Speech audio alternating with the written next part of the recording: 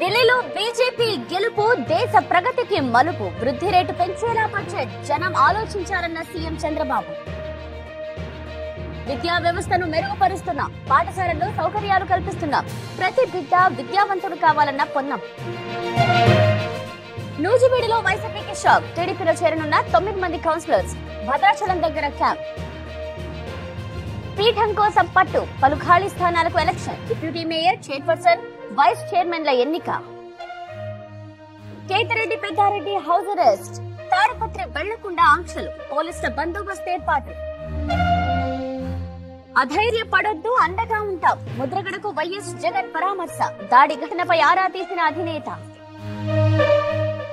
ఖమ్మం మిర్చి మార్కెట్ లో నిరసన. మద్దతు ధర ఇవ్వాలని రైతుల డిమాండ్. అప్పుల పాలవుతున్నామని ఆవేదన. మేము మా పిల్లలతో సంతోషంగా ఉంటున్నాం అంటే దానికి కారణం Neo Fresh Touch floor cleaner. Neo Fresh Touch floor cleaner క్రిముల బారి నుంచి మనల్ని రక్షిస్తుంది మరియు మంచి సువాసన కూడా ఇస్తుంది. అయితే మీరు కూడా మీ కుటుంబంతో సంతోషంగా గడపాలనుకుంటున్నారా? అయితే వాడండి Neo Fresh Touch floor cleaner. Ibrahimpatnam tahsildar office కు తాళం. బిల్లు ఇవ్వలేదని కాంట్రాక్టర్ ఆరోపణ. గేట్ ఎదుట నిరసన. జమ్మలమడుగులో జూదం మట్క. చర్యలకు సీఎం రమేష్ డిమాండ్.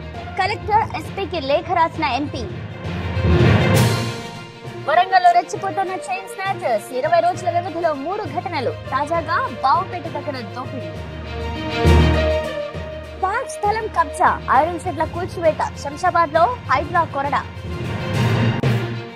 నిజామాబాద్ జిల్లాలో గంజాయి కలకలం. 2.5 కిలోల మత్తు స్వాధీనం. విద్యార్థులకు సప్లై చేస్తున్నట్టు గుర్తింపు.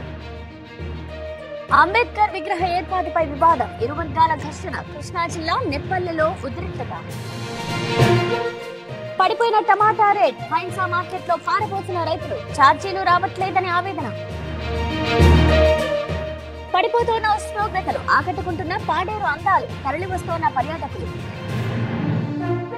ముస్తాబైన లక్ష్మీ నరసింహ స్వామి టెంపుల్. అంతర్వేది తిరు కళ్యాణానికి ఏర్పాట్లు. లక్షలాది మంది భక్తులు వస్తారని అంచనా. అయినవిల్లి విఘ్నేశ్వర ఆలయంలో పెన్నుల పూజ. సప్తనదీ జలాలతో అభిషేకం. చిన్నారులతో అక్షరాభ్యాసాలు. బాసరలో భక్తుల రద్దీ. ఘనంగా వసంత పంచమి వేడుకలు.